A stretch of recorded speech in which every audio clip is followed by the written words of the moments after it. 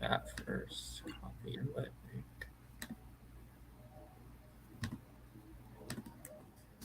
Okay, if you're watching, I just put the link to the mock in the chat, and I'll put it on my story too. It's going to be a quicker draft. This one is we're just going to do one quarterback, two running back, two wide receivers, and two flex, so no tight end. Maybe save a little time and no bench. So this is going to be a little bit of a quicker one for you guys. So we're going to start as soon as this 12-team lobby gets filled up.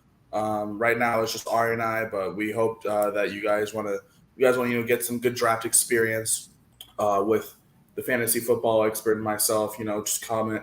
Come on in. The link should be in the chat as well if you guys want to take a look at that as well. But we welcome you to another episode of AKP Sports Talk. It's Friday. It's July 8th. So that's crazy. It's already July 8th. Ari, I know you're a little busy right now, but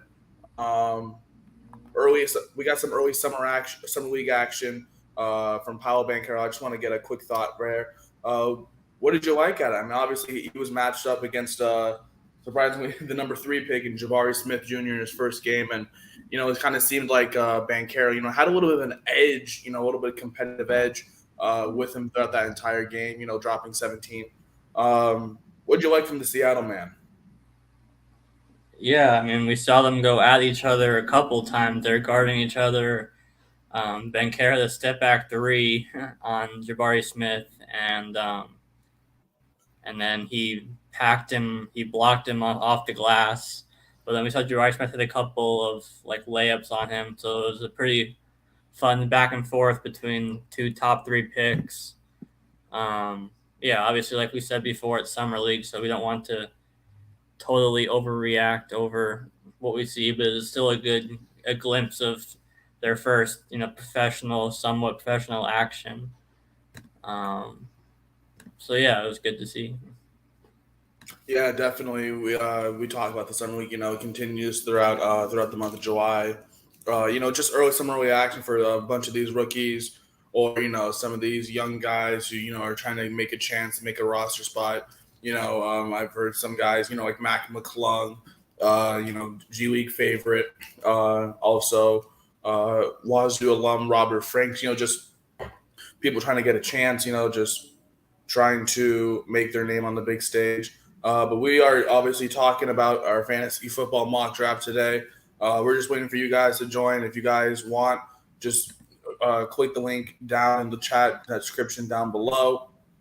And excuse me, and you can check out Ari's Instagram page to get access the link as well. So whenever you guys want, just come on in. We're just waiting for you.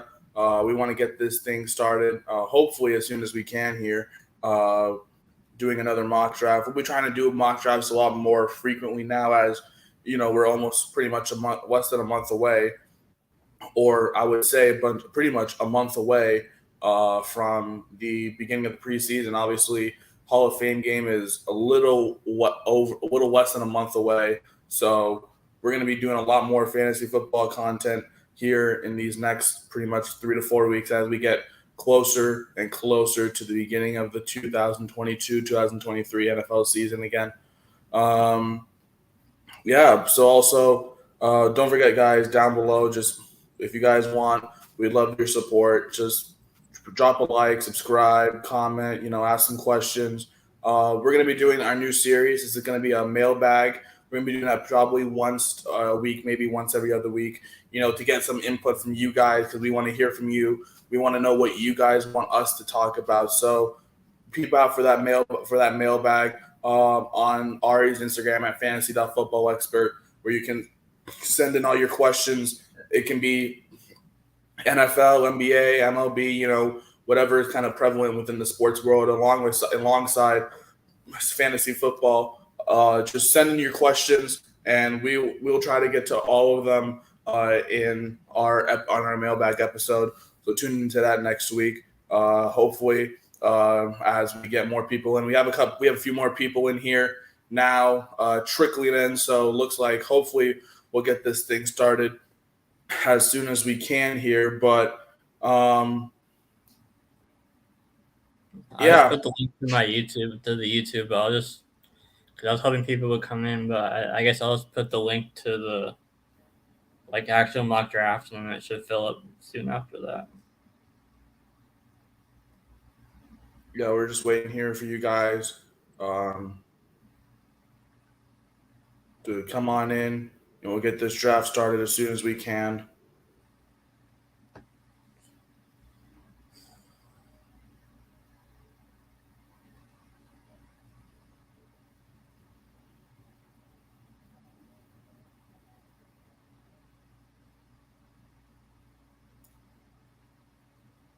Okay, so we need what 6 more?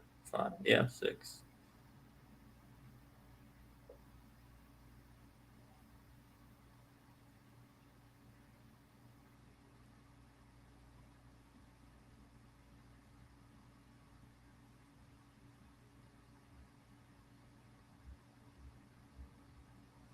I just put it on my story, so hopefully it fills up in the next few minutes, and then we can get going. Yeah, we're already about halfway filled up right now, so we just need about 6 of y'all, or any 6 who just want to get some mock draft experience real quick here. Also, for anyone who wants, link is also down in the description right there down below for people who do want to join. Um, we're waiting to get this lobby filled up here. We're just about halfway filled, so just looking for 6 more people right now, and then we can get this mock draft underway. Once again, it's gonna be a little shorter. We're only drafting 1 QB, 2 running backs, 2 wide receivers, and then 2 flex. So no tight ends, no bench, all that stuff. So it should be a lot quicker this time. Just kind of getting the main positions that a lot of people are kind of more concerned about out of the way in this draft. And we'll try all different kinds of drafts for all different kinds of fantasy football leagues as we do more mock drafts. We're not going to just be doing strictly PPR. We may do some super flex, dynasty, rookie. We'll highlight all the options that Sleeper has to offer for us. So just keep throughout the coming weeks. Just we're going to be continuing our mock draft series, but it's not just going to be strictly PPR. We may even do some non PPR. We'll see for the traditionalists out there for fantasy football. So yeah, just keep that out to mention, or look out for that in the next coming weeks as well.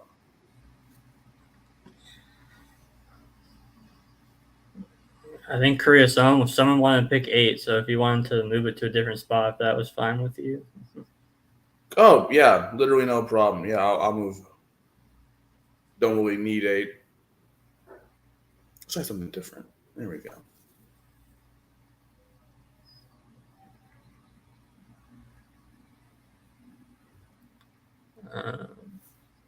I was looking at the numbers, and ever since the brawl, Julio Rodriguez is hitting, I think it was 316, and Mike Trout's hitting under 100 at the plate. So that's interesting. Yeah, I also saw a stat on Twitter. This is no shade to Angel fans, but it is shade to Angel fans. After the brawl, the Mariners 8-2, the Angels 3-6. So it just comes to show you about who really needed that spark, and wasn't really the right spark for the Angels. Poverty franchise, wasting away Mike Trout's career. That Mike Trout, that man should have left so long ago. But the Angels every year just fall under expectations and doing the same thing again. Now falling in the standings as the Mariners reach 500 for the first time since early May. Definitely a great story there. All right, 5 people left. I mean, there's hundreds of people viewing my story, so hopefully we can get this viewed or filled up in the next few minutes. But we'll start in like 5 or 6 minutes either way. I mean, if we have like one auto pick, it's not a huge deal. Yeah, we're just trying to fill it up the best as we can. Obviously, we don't want to waste your guys' time as well. So we're gonna get started here in probably the next 5 to 6 minutes, as already said. Just trying to see if some last minute people want to trickle in and participate in the draft. And if we don't have some availabilities, that's okay. Yeah. I put this on my story a little bit last minute, so yeah, we'll definitely give more notice for the future mocks. We're gonna Yeah, try to do definitely. we're gonna try to do one, at least one a week, and sometimes two in a week. So Yeah, we'll definitely get that word out to you guys a lot faster next time. So we can actually maybe set this up maybe a little earlier. Um, There was one question in the chat. We already talked about this on Wednesday. It was just thoughts on the Baker news. If you guys missed that on Wednesday, you can check that out in our latest video. But I pretty much as a Seahawks fan said that was the best news I've ever heard this offseason from the Seattle Seahawks organization. The fact that they did not go after Baker just because of the quarterback room, that would be so confusing. And if we have to trade a pick for him, that's obviously reversing what we're trying to do, counter operate or whatever that is, counter operating what we're trying to do there in terms of our rebuild, trying to collect picks and, trying to save that first round pick so we can potentially get, a good QB next year like CJ Stroud or Bryce Young or something like that. So for him to end up on Carolina, obviously kind of intriguing, obviously just because, oh my God. Sigh, getting ready for Nashville. Yes, sir. Talk to me nicely. But back to Baker. Yeah, definitely glad he's not in Seattle. He has that opportunity to be in Carolina, and obviously they play the Browns week 1, but it's not in Cleveland, so it's not as a great storyline. But it's still a storyline to me. But yeah, at least he's not coming to Seattle. I don't gotta worry about that because if he was coming to Seattle, definitely would have been a lot more concerned. And I mean, but for the other teams, not the but for the other teams' perspective, we talked about how, I mean, it was inevitable that Baker was going to get moved, whether he was traded or released. Like, it was pretty clear that his days in Cleveland were over. So, I mean, it's a low risk move for Carolina, giving up a 5th round pick that could be a 4th round pick. But we both assume that he's going to be the starter. They're trading for him to be the starter, and then it'll be a quarterback battle probably in camp between Darnold and Corral for the number 2. I mean, Baker, he tore his labrum and he suffered a fracture in his shoulder in week 2 last year. And so he's playing through that for most of last year. And so that clearly, impacted, his play on the field. He's obviously not an elite quarterback or even close to that, but he is an upgrade over Darnold and what they've had the past couple of years. So I put out a post on my Instagram account about DJ Moore yesterday and how high I am on him this year. And then McCaffrey, it all comes down to injuries and staying healthy for McCaffrey. He's proven to produce, elite numbers no matter who the quarterback is. So, yeah, I mean, it's cool to see. It'll be cool to watch him play, even if it's not in Cleveland. Watch him play the Browns in week 1. And, yeah, I mean, it was between Carolina and Seattle were the only 2 teams really linked to him. So, this also brings up the question because I remember earlier in the offseason, we talked about how there was potentially a trade for Jimmy Garoppolo going to Carolina. There was some rumors about circulating early in the offseason, but now since Carolina got their quarterback, didn't want to invest in Baker Mayfield, that kind of brings the question now, what did the Niners do with Jimmy Garoppolo? Because no one kind of knows what's the status with him. And the way this Niners organization is working right now, because Jimmy Garoppolo is still on contract, they can't really extend Debo just in terms of how much cap space they have, which is they're trying to trade him away. But this kind of circulates and affects Debo Samuel in a way as well. So definitely a lose-lose situation if you are the Niners right now, trying to trade Jimmy Garoppolo, but all the quarterbacks or pretty much all the teams that have either traded or needed one have all traded or needed for one, with Carolina being the last instance. So it kind of puts the Niners in this weird position now where they have Jimmy G, right? They drafted Trey Lance a couple years ago, right? What do? Do they go for the second-year guy who hasn't really got that opportunity yet? He has had a couple flashes, but Do you go with that, or do you go with the veteran who is on contract still, who proves to be inconsistent at times when it really matters? So for Niner fans, this is definitely definitely a very they're definitely very conflicted in terms of just this stance of the organization where yes they want to pay Debo, but at what cost do you pay him because Jimmy Garoppolo is still on your team? So definitely going to be intriguing as we head more into the offseason what the Niners are going to do with Jimmy Garoppolo, because it's getting closer and closer to the beginning of preseason as we already head into training camp and stuff like that. And if you are a team like the Niners, you're in this position where you kind of have to go with Jimmy G and then potentially have that risk of Debo, Samuel, potentially sitting out. But we're just going to get started. We have 9 people in here, so that's the majority. So we're going to get started with our mock drafts here. It's just going to be picks 4 through 10 to really look into, as the first 3 picks are 4 through 12. Yeah. Yeah, 4 through 12. Excuse me, 4 through 12 are all auto pick. No, excuse me, 1 through 3 are auto pick. So it's been a rough morning for me. Yeah, I'm not gonna lie, guys. I just woke up about an hour ago. Working nights is not fun, y'all. Working nights is not fun. But yeah, you can explain, or you don't have to. But yeah, he works overnight, so that's why he just got up, not because he. Yeah. Living the dream here, living the dream. But we already got in. First pick was Dalvin Cook. Real first pick of the draft was Dalvin Cook at 4. And then I took Austin Eckler at 5, followed by Jamar Chase at 6, and then Cooper Kupp at 7. As we get into the end of this first round.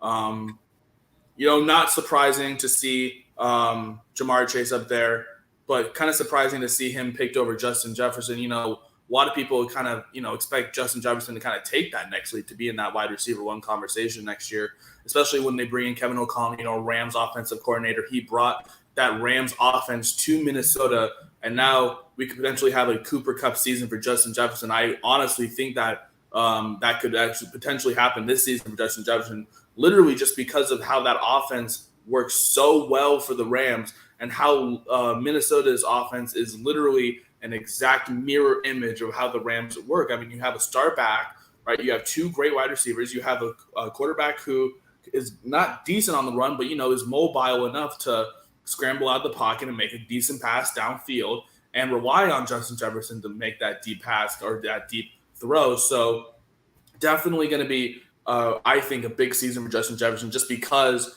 of how, the Rams, one of the biggest things for this Vikings team was how their offense was ran.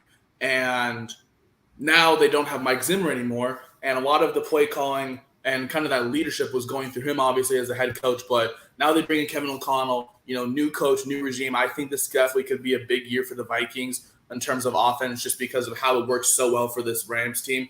But it all depends on the quarterback, Kirk Cousins, obviously. So I think if the Vikings really could really click offensively, I think this could definitely be one of the biggest off seasons for Justin Jefferson this coming season.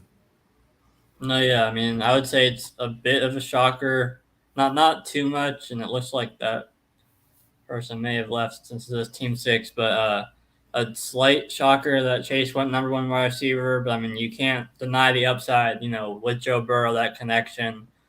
And then we saw Kupp go, Joe Mixon at 8. I took Jefferson at 9. Najee Harris, Devontae Adams, and Diggs round out the first round. As you're on the clock with your second pick here, and then we saw Swift go at 2.01, followed by Saquon Barkley, Travis Kelce. A running back run in the second round with Aaron Jones, Fournette, Javonte Williams, and Nick Chubb. You went CD Lamb, and then Deebo Samuel, and then we got these 3 auto picks. Curry, were you kind of set on Lamb there, or were you looking at anyone else as you make your 3rd pick? I was looking toward a running back, but obviously the top running back available is Alvin Kamara, and that's obviously a big concern of mine, obviously, with the pending suspension. And he's already being taken in the late second round anyway. And I feel like if I had opportunity, I feel like CeeDee Lamb obviously would be a better fit for my team just in terms of wide receiver. because CD is that dude. Who are you Now looking at here?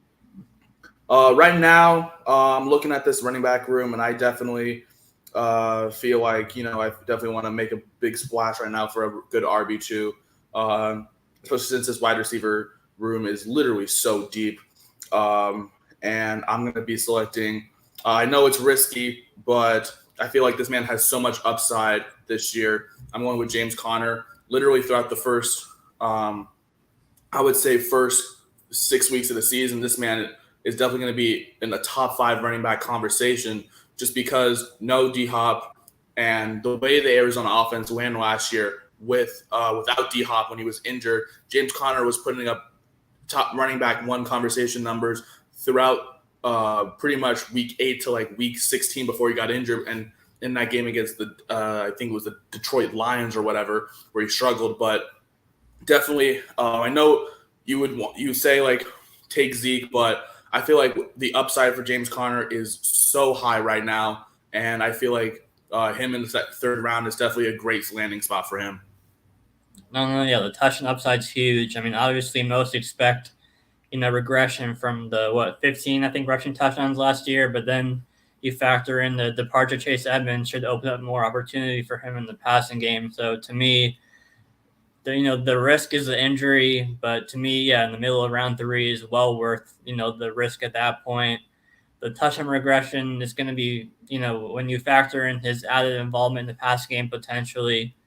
That can easily make out in PPR for maybe a few less touchdowns. I mean, I still think 10 to 12 is still well in the range of outcomes with him in that offense, especially early in the season when Hopkins is suspended and he's going to be he should see an even bigger role in the passing game during that span. Yeah, but we ran it out round 3. Let's go to recap there of round 3. So after the auto pick there, went Breece Hall, then David Montgomery, Cam Akers, and then 2 wide receivers and T. Higgins and Keenan Allen. Before we rounded out that 3rd round with Ezekiel Elliott heading into the 4th, leading off with Travis Etienne and then Terry McLaurin, and then Josh Jacobs was just selected. And now Ari, you are on the clock. And who are you targeting right here? Yeah, I mean, I'm looking at wide receiver here. I'm between like Waddle, DJ Moore, Michael Pittman. I kind of rank all of those three who I'm eyeing right here. But I think I'm gonna go Moore. I'm gonna preach, do what I preach.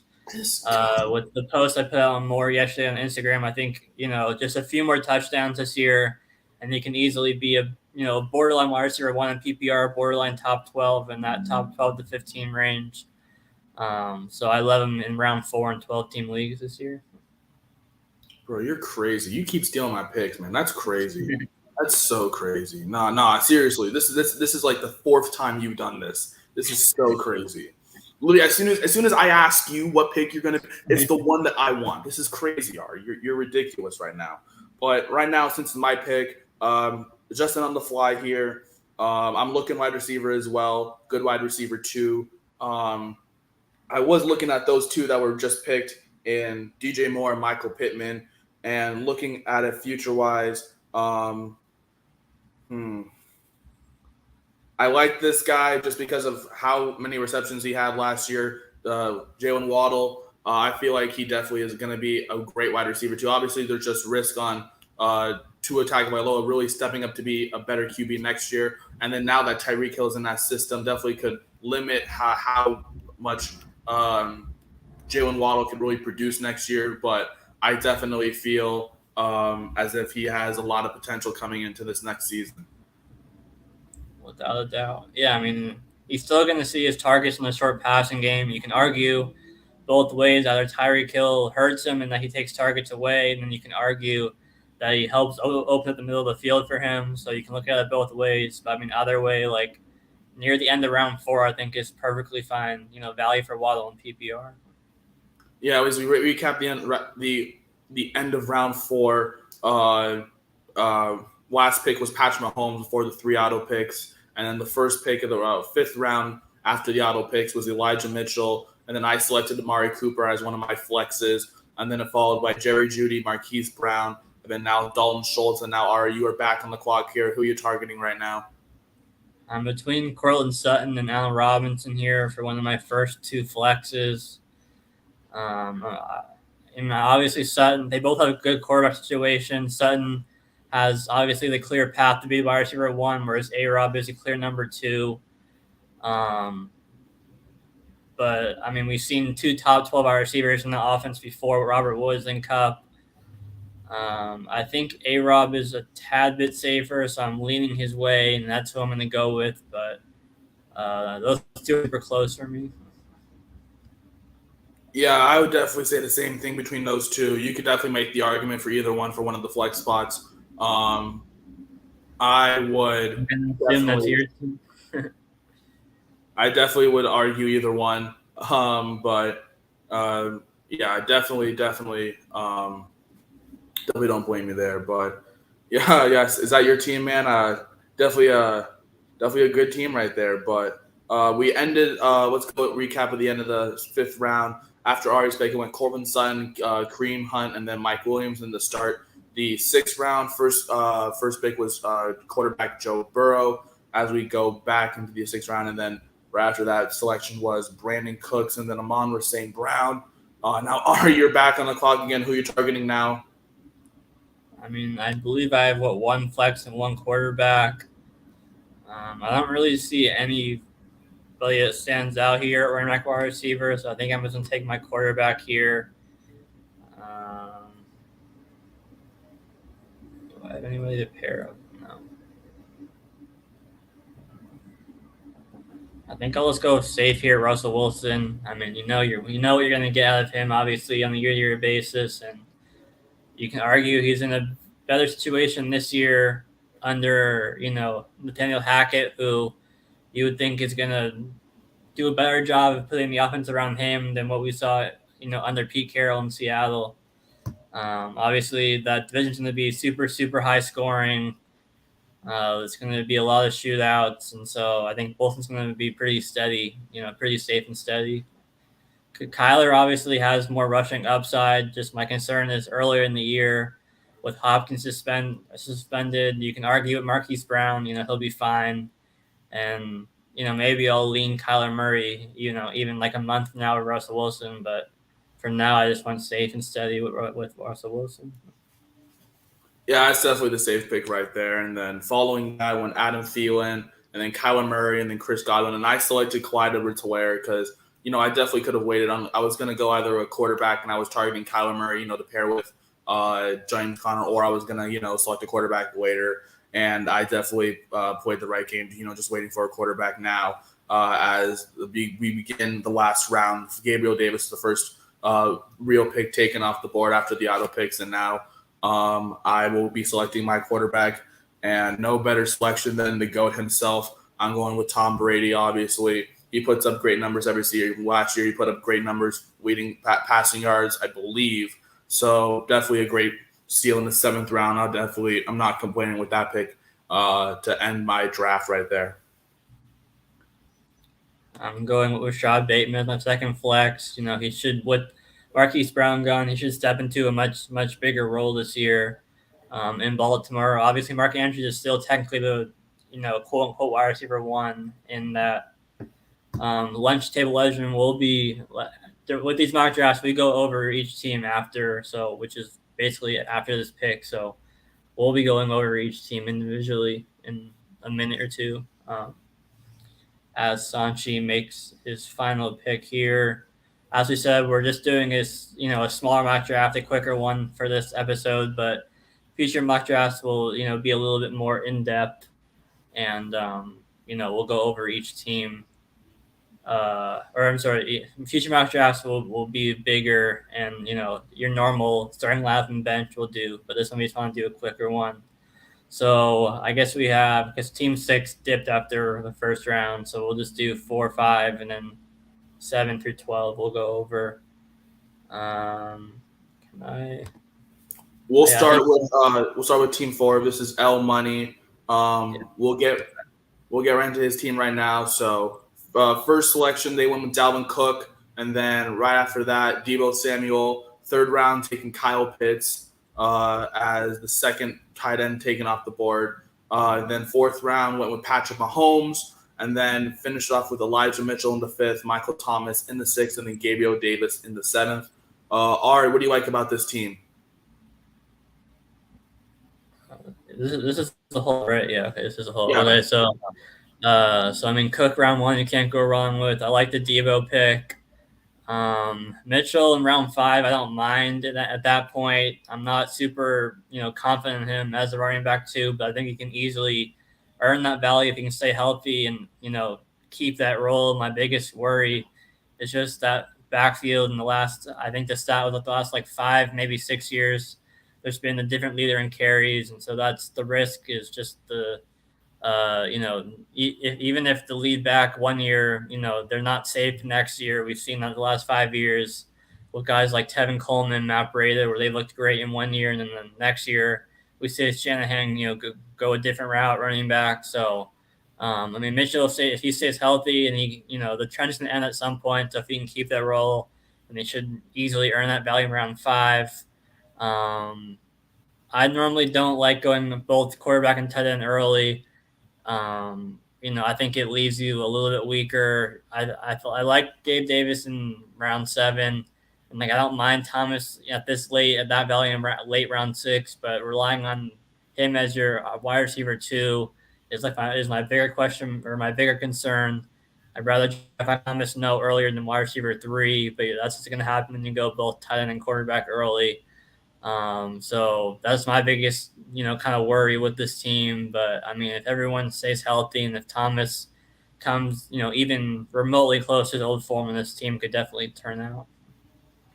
Yeah, I definitely agree with you there. One of my first concerns was definitely wide receiver. I mean, you have Deebo Samuel right there, number one, and obviously that's not as big of a concern as wide receiver 2 and Michael Thomas, but wide receiver. I mean, Deebo Samuel. We've talked about the potential holdout for him, but it looks like he's going to be going back into the Niners organization and get ready. But at the same time, you never really know what's happening behind the scenes.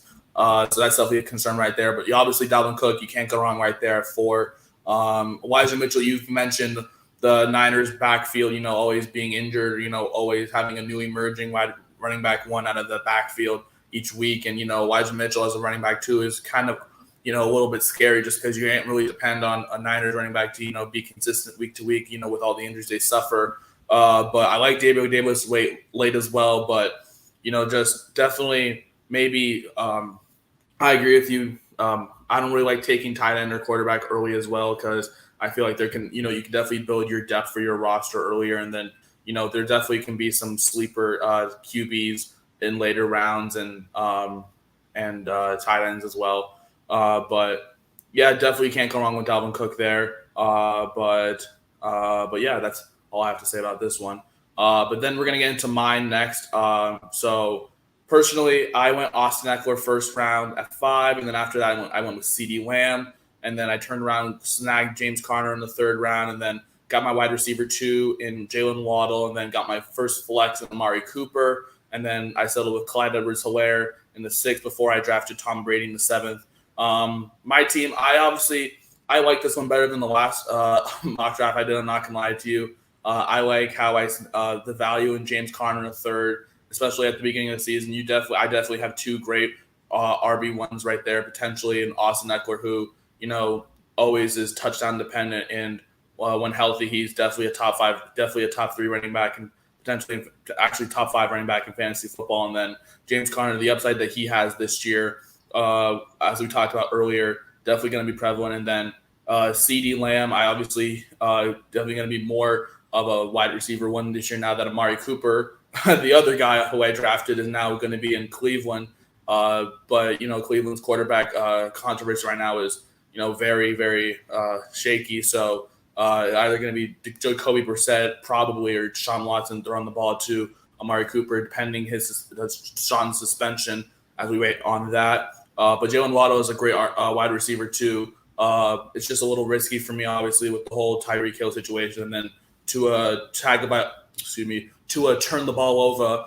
You never really know which Tua Tagovailoa you're really going to get week to week. But with all the hype that's been surrounding him coming into this season, definitely would risk Jalen Waddle, obviously, with the connection they had last year, and just the amount of receptions this man had throughout the season. And then finishing off with Clyde, definitely a late flex pick right there. A little bit of a concern just because, Ronald Jones now in that backfield. And, the Kansas City Chiefs really have not had an established backfield back for a little while now. And they thought Clyde was going to be that. But after battling injuries, we'll see how he is next year. And then obviously Tom Brady, late quarterback, who is always consistent and still has plenty of options for that Tampa Bay Buccaneers roster. Yeah, I mean, I like each of your first 4 picks. Obviously, Cooper, there's a reason why he's falling that far. Obviously, he'd be a 3rd-round pick, I would think, if Watson, was fully ready to go. I mean, obviously, this pick can pan out if Watson's even suspended, say, like 6 to 8 games, and that pick could pan out. But obviously, there's that risk. And then with Clyde, you have Ronald Jones, and they also re-signed Jerick McKinnon, who kind of took over the Chiefs' backfield late last season into the playoffs, even when Clyde was healthy. So, I mean, maybe Clyde sees a bigger role in the passing game this year, but that's kind of a situation I'm staying away from personally. But then Brady, obviously, like you said, you can't go wrong with him. He's going to be safe and steady, even with the losses of, Gronk and Antonio Brown, Godwin being hurt. Mike Evans is going to get it done, and then Russell Gage should come in and fill in that wide receiver 2 role. And then Brady always makes other receivers, look better, play better when they're on the field playing with him. So Brady should be a safe and steady like he always is. Definitely. Now we're gonna get into the next team here. This is excuse me. Let me find this team here once again. This is at J High. J High. They first went with Joy High, or is that J? That is J. Excuse me. Sorry, having a little trouble reading here. But they first went with Cooper Kupp, and then after that, 2nd round Javonte Williams, and then Breece Hall back to back in the 2nd and 3rd round. And then went with Michael Pittman and Marquise Brown in the 4th and 5th, selecting Kyler Murray in the 6th, and finishing with Juju Smith-Schuster in the 7th round to round out the team. Ari, what do you like about this team? Yeah, I mean, I like the first 2 picks. I know Breece Hall, there's a lot of people that believe in him, and, I'm not saying I don't believe in him. I just personally wouldn't take him over Montgomery, Akers, ETN, and probably Elliott. So there's a few guys I would have taken over him personally. I think he's going to be the immediate, early down workhorse just based off the draft capital. But, I think while he's certainly capable, in the passing game, I don't see Michael Carter going away immediately, at least early in the season. And so I think his, upside in the passing game could be capped early in the season. I think if Hall, if Hall eventually takes over the 3-down role, which he certainly is capable of, he could easily earn even as high as like 2nd-round value by the end of the season. There's just a few guys I personally just lean towards over him. I love the Pittman pick in the 4th round. And then you get the stack of Kyler Murray and Marquise Brown. I know a lot of people like, this connection because of, dating back to Oklahoma when they played together in college. I'm personally not a huge Marquise Brown fan. I think at least from a fantasy perspective, I should say, I think, he's a great deep threat for offenses from a real life standpoint. I just think he's just too inconsistent for me personally to trust. And from a fantasy perspective, I personally like Allen Robinson, Cortland Sutton over him, but that's me. I know a lot of people, are believers in him. And then Kyle in round 6, I'm fine with that. And then I like the value of Juju in round 7. So overall, I really like the squad overall. A couple of picks I might have went differently myself, but overall, I like it.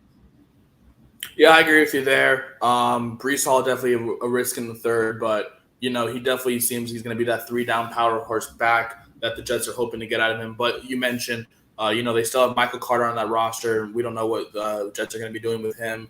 And, they have still that backfield that's kind of not crowded, but, there's still some names in that backfield that are hoping to get some time on the field. So that definitely could be a risk for the touches Breece Hall will be receiving this year. But I do like Pittman as well. Marquise Brown, definitely a risk as well. Obviously, from real life, definitely a big addition for this Arizona offense who need a D-Hop replacement kind of immediately, who is a deep threat for Kyler Murray. But at the same time, Marquise Brown from a fantasy standpoint, not really the most consistent wide receiver. So definitely him being a flex option is definitely a little more of a concern. But, I do like the pairing with Kyler Murray, obviously. If that pairing does work out, definitely could be huge. And then, finishing off with Juju Smith-Schuster, who definitely could be, kind of the wide receiver two, because Travis Kelce is definitely going to be the new wide receiver one for that Kansas City roster. So, you finish out with a good core for the wide receiver core. But yes, definitely Javonte Williams.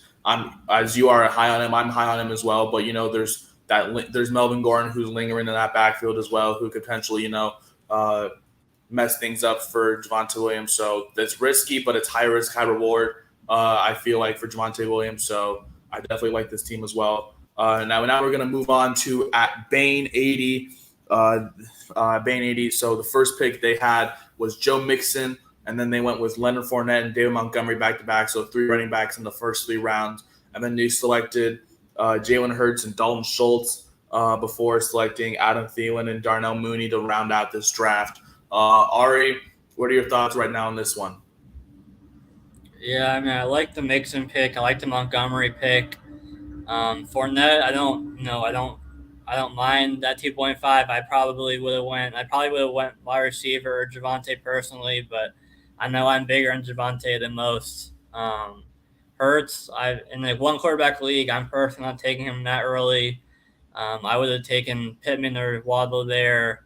I mean, I just can't. I mean, I wouldn't say I'm completely avoiding Thielen, but as your wide receiver one, that's something I personally am not too confident in.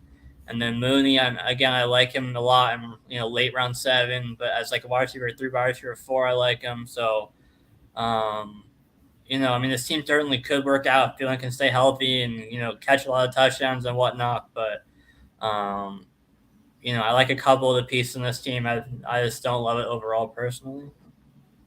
Yeah, I agree with you there. I feel like, one of the bigger concerns is wide receiver core, and then Adam Thielen being the wide receiver one, I feel like is definitely a big risk, considering I feel like Justin Jefferson's going to be ascending more, and I feel like Kirk Cousins is going to be, looking toward him as like Matthew Stafford was looking to Cooper Kupp last year.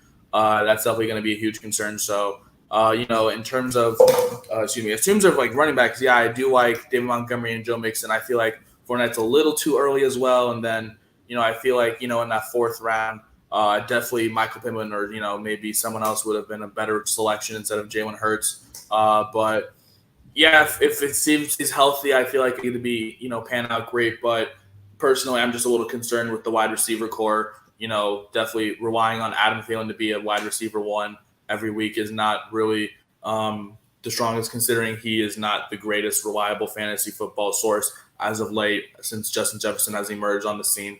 But yeah, that's all I had to say.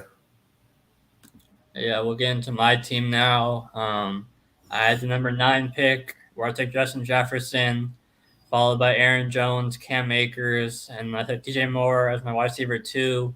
My 2 flexes are Allen Robinson and Rashad Bateman, and then my quarterback's Russell Wilson.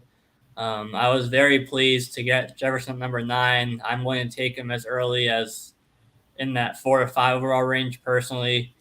So I love that pick in round 1. And then Aaron Jones, it was either Aaron Jones, Saquon Barkley, was who I was targeting in round 2. Barkley went 2.2, so I went Aaron Jones 2.4. Round 3, I went a little bit more risky with Cam Akers, but for the upside, I love the upside. In late round 3, there's obviously the injury risk coming up with torn Achilles, but I think getting a little bit of play late last season, and then now he has his full offseason where he won't have to rehab at all, really is going to help him. And I'm definitely planning. I would, if this draft went longer, I would have prioritized Darrell Henderson a few rounds later, as insurance. But I like Akers' upside a lot. Late round 3.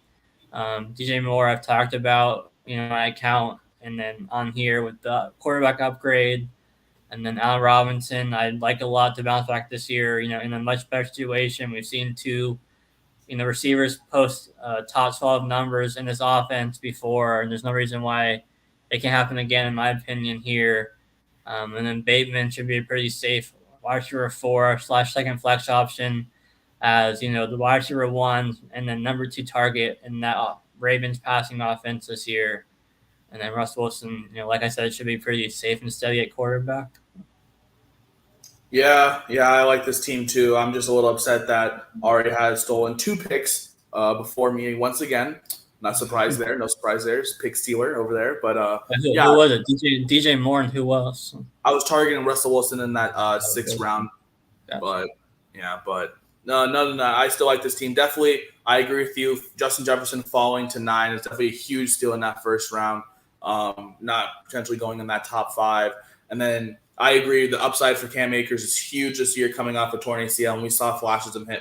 Torn Achilles, and we saw flashes of him in the postseason coming back. So, but you mentioned as well, you want to pair him up with Darrell Henderson just for that handicap safety right there. And then I was going to pick DJ Moore as a wide receiver too. So you picking him definitely means that it was a good pick for me, but from my perspective as well. But yeah, you round out with Allen Robinson, definitely high upside depending on what OBJ does this offseason if he goes back to the Rams. And then Rashad Bateman, definitely huge upside late in round 9, definitely could be something now that Marquise Brown is not even on the Baltimore roster anymore. But yeah, definitely like this team.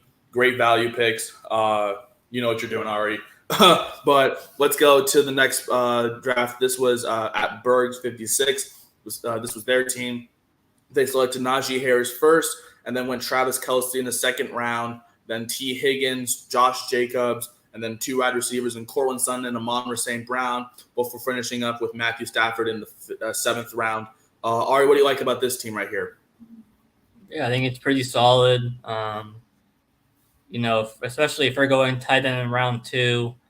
I like Higgins a lot at 3.10. He's someone I consider even early round 3. So getting him at 3.10 I like a lot. Josh Jacobs, he should be a pretty decent running back too. I think he's going to be super touchdown dependent and possibly he has a James Conner-like season where he finds the end zone 13, 14, 15 times. And, he could be a decent running back too. And then I was between Sutton and A-Rob at 5.9. So I like the Sutton pick at 5.10. And then I don't mind Amon-Ra in round 6. Stafford should be solid again in fantasy. So pretty solid overall team. Yeah, definitely. Right now, Ari, we just got some breaking news coming in right now. Damien Lord, he just signed a 2-year, at this $122 million extension with the Trailblazers. Trailblazers obviously want to lock him in for a little, but not that long. But he's getting a lot of money right now. It's about $61 million a year on that extension. Whew-wee. Ari, what do you think? I mean, with the moves they made this offseason, it's clear that they're still trying to build around Lillard and try to win now these next couple of years. Bring back Anthony Simons for the 4-year, $100 million. They traded for Jeremy Grant. They gave Nurkic the extension. So clearly a lot of investment in Lillard, for that big of a deal. But they're clearly, trying to run it back the next couple of years to try to keep the winning team around Lillard. And then I think if it doesn't work out the next year or two, then they're going to go into a full rebuild at that point. But credit to Portland for, I don't know if I'd say going all in, but, giving him that type of money, per year in the next 2 years is definitely a heavy investment. But hopefully Lillard stays healthy because he's definitely, one of the more fun players to watch in the league when he's, himself fully healthy. Yeah, I definitely can agree with you more. Damien Lillard, one of the more loyal players in the league, staying with Portland throughout this whole time. A lot of people have been clamoring for him to either leave or potentially him being traded to a better team in a better situation in the bigger market. But glad to see him stay and glad to see him get his money. Great story right there. But now we're going to continue with this mock draft here. We're going to get into our next team. This is at C. Volker. This is their team. So this was pick 11. So they selected Devontae Adams in the first round. Then went with Saquon as their running back 1. Then went back-to-back with Keenan Allen and Terry McLaurin for wide receivers. And then went Kareem Hunt in the 5th round before landing Brandon Cooks in the 6th round, and then selecting Aaron Rodgers to finish out this draft. Ari, what do you like about this team? Yeah, I mean, this is a strategy that most call hero running back, where you take one anchor or running back 1 in the first or second round, and you wait a little bit, for your RB2.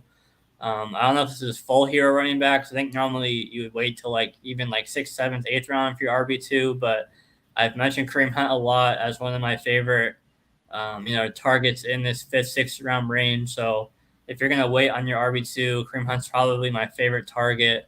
Adams should. I know people have worries about him going to a more crowded offense in Vegas, but I don't have any huge worries. I think he's going to get the job done. Keenan Allen, late round 3, a super solid value. McLaurin, I don't mind early round 4. It's super close for me between him and DJ Moore, Michael Pittman, and kind of that range. I talked about how I love Hunt. I like the value of Cooks in round 6, and then Rodgers. Obviously you have the concerns without Devontae Adams there, but he should still be, a borderline quarterback one at the very least. So, another solid team overall. Yeah, I definitely agree with you there. You mentioned that hero running back with drafting Saquon in the second, then waiting for Kareem Hunt. And I definitely agree. If you're going to wait for a running back in the later rounds for an RB2, I feel like Kareem Hunt's definitely a great one to wait on. He definitely still has that upside, kind of being in that 1-2 combo with Nick Chubb, definitely. And then, definitely a great receiving core, Devontae Adams and Keenan Allen. Then obviously Terry McLaurin there. Definitely could have maybe got some more higher RB value, but going with the safe choice with Terry McLaurin, definitely not a bad choice either. And I do also agree I like the Brandon Cooks value in the 6th round. He's definitely going to have another 1,000-yard season despite Davis Mills being his quarterback, and now Davis Mills will have a full off season and a full 17-game slate ahead of him. So now the off season he could definitely be working with Brandon Cooks to better that offense and better that connection. And then the 7th round, Aaron Rodgers. You mentioned there's the concern about whether it was Devontae Adams making him or him making Devontae Adams or whatever. But definitely now that Aaron Rodgers does not have his old reliable source in the receiving core, definitely concerned. But it's Aaron Rodgers. He still gets the job done. He's still an elite quarterback, in my opinion. But now we're gonna get into our final team here. This is at Sanchi's team. This is their team. They went with Stephon Diggs in the 1st round, and followed up by 3 running backs by DeAndre Swift, Ezekiel Elliott, and then Travis Etienne, and then selected Mike Williams as their 2nd receiver, and then Joe Burrow in the 6th round as the QB, and then finished off the draft with Tony Pollard as the final pick of the draft. Ari, what do you like about this team? Yeah, I like the first 2 picks. Elliott at 312 has all of his risk baked into that type of value, and then getting Pollard at 712 definitely makes that pick even better. I love the ETN pick at 4.1. My only slight worry is just Mike Williams at wide receiver 2. We saw, I think it was the first 5 weeks of last season, he was like a top 5 wide receiver, and then after that, is what is my biggest concern is just inconsistency on a week-to-week basis. Maybe we see him taking another step forward this year and becomes a little bit more consistent. But it's at that value of 512, you can't hate it at that point. So other than Mike Williams' pick, I love the other 6 picks. That's just my only slight concern as your wide receiver 2. But other than that, I like it a lot. Yeah, I definitely was going to say the same thing. Other than Mike Williams, I like the value that you have Tony Pollard at, pairing him up with Ezekiel Elliott. Obviously, that makes that pick even better. I like your first 2 picks in Stephon Diggs and DeAndre Swift as well. Then the value in Travis Etienne in the 4th round, you can't go wrong with that. And then, yes, there's concern of inconsistencies for Mike Williams, but late 5th round, you can't complain with that. So I definitely like all the other 6 picks as well. But obviously a little concerned about Mike Williams, but that's okay. There's a room to be concerned about that, but as you mentioned, he was a top 5 wide receiver for the first 5 to 6 weeks of the regular season. So maybe you can have some upside right there heading into this next season. But that's going to do it for our mock draft, and that's going to do it for this episode. Tune in Monday. We're going to be doing another Monday mailbag. We're going to make that a little bit of a series now. So over the weekend, tune into Ari's fantasy football account. And he'll be posting some a questionnaire for you guys. So send in your questions. It can be anything. It can be NFL, NBA, MLB. It can be Wimbledon. It can be anything sports related that that we usually talk about on the podcast. It can be fantasy football as well.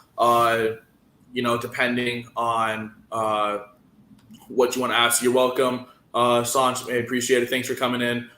We appreciate all the love here, but Tune in Monday. It's gonna be another Monday mailbag. We're probably gonna be asking for some questions both Saturday and Sunday. Get as many questions as we can to make Monday's episode, the best it can be. But Ari, do you have anything else you want to say real quick?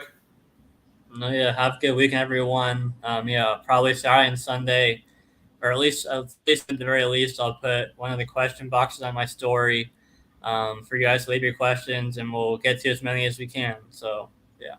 All right. Well, this has been another episode of AKP Sports Talk. Have a great weekend, guys. We will see you on